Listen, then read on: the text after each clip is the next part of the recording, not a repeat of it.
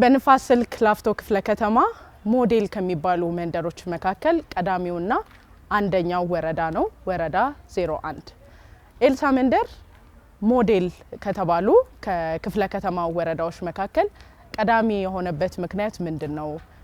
ከስያሜው ተነስተን ደግሞ ኤልሳ መንደርስ ለምን ተባለ? ይህንን የኤልሳ መንደርን ልዩ ያደረገውና ወይ ሞዴል እንዲሆን ያስቻለው ምክንያት ምንድነው የሚለውን ውስጥ ገብተን በስፋት እንመለከታለን።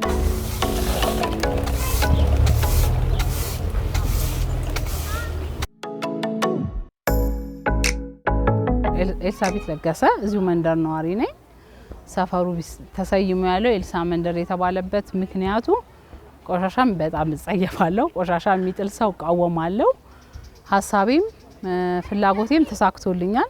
ቆሻሻን እንዴት ማስወገድ እንዳለብን በማስረዳት በመመካከር ብዙ ተከታዮችን ስላገኘው ደስ ብሎኛል። ወረዳውም እሱን በማየት ከክፍለ ከተማም ከወረዳም መጥተው ቆሻሻን እንዴት እንደምናስወግድ በማየት ማለት ነው የተሻለ ነገር ስለሰራን ኤልሳ መንደር ብለው ሰይመውታል። የመጀመሪያ ቆሻሻውንም ቦክስ ያሰራሁት እኔ ነኝ። ቆሻሻም ጥለው ሲሄዱ ሰዎች ጥለው በሄዱስ በሰዓት የማን እንደሆነ ካወቁ መልሰዋለሁ በየበራቸው ላይ ማለት ነው እንመልሳለን። ሁሉም ሰው እዚህ አካባቢ የሚኖር ሰው በሙሉ ቆሻሻን አሁን በአግባቡ እናስወግዳለን።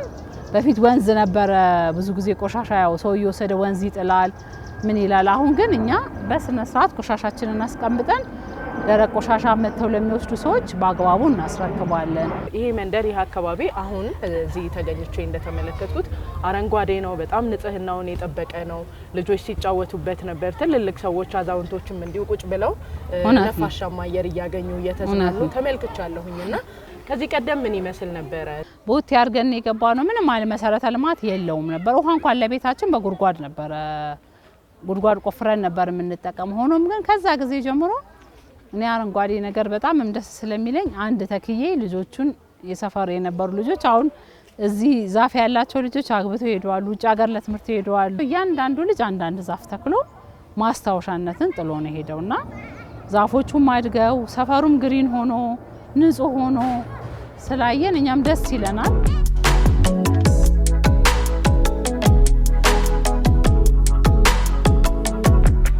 ይሄ እንደምታዩ እሺ ቆሻሻ ማስቀመጫችን ቦክስ ነው። ከዛሬ 12 አመት በፊት ይሰራ ነው ማለት ነው።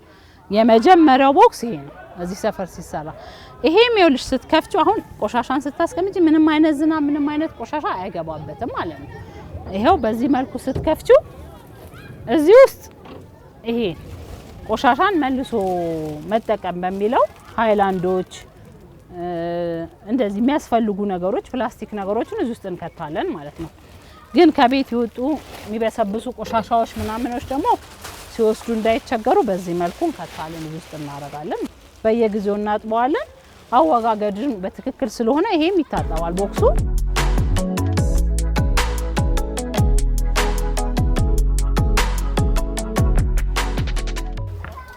ያው ጎበስ የምትመለከቷቸውን አረንጓዴ የለበሱ እያንዳንዱ ተክሎች ከዚሁ ከመሬት ተቆፍሮ በሚወጣው ውሃ የለሙ ናቸው ማለት ነው።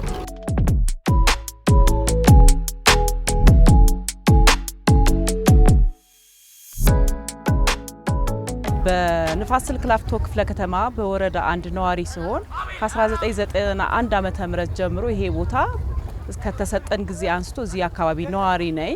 በ1995 ዓመተ ምህረት ነው እዚህ አካባቢ መኖር የጀመርኩት። ከዛ በፊትም ቤቶቹን ስንሰራ ቆይተናል።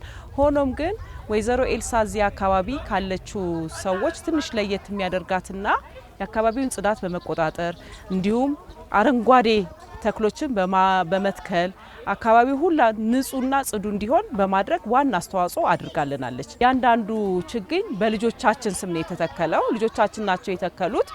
እንዲንከባከቡ ልጆች ርቀው ሌላ ቦታ ጋር እንዳይሄዱ እዚሁ ግቢ እንዲጫወቱ እኛም በሁለት ወር አንድ ጊዜ በተወሰነ አንድ ጊዜ የአካባቢው ሰዎች ስላለው ስለ ሰፈራችን ሁኔታ ስላለው ጉዳዮች እንወያይበታለን፣ እንነጋገርበታለን። መዝናኛም ነው፣ ሁሉንም ያሟላ ነገር ነውና በጣም ጥሩ ለአካባቢው በጣም ጥሩ ነው። በአጠቃላይ እንደ ከተማም ሳምባ ነው ማለት ይቻላል። እንደምታዩት ግሪን ነው፣ በጣም ጠቃሚ ነው። ይሄ እንዲያውም መበረታታት ያለበት ነው። በሳምንት አካባቢያችንን በ15 ቀን ደግሞ እንዳጠቃላይ ነው የምንወጣው የምናጸዳው እና ትልቅ ጠቀሜታ ነው ያለው። በቃለ ጉባኤ እያያዝን ስራዎችን ስንገመግም ነገ ምን እንሰራለን፣ ነገ ምን እናደርጋለን የሚለውን እቅድ አለን። በእቅዳችን መሰረት ነው።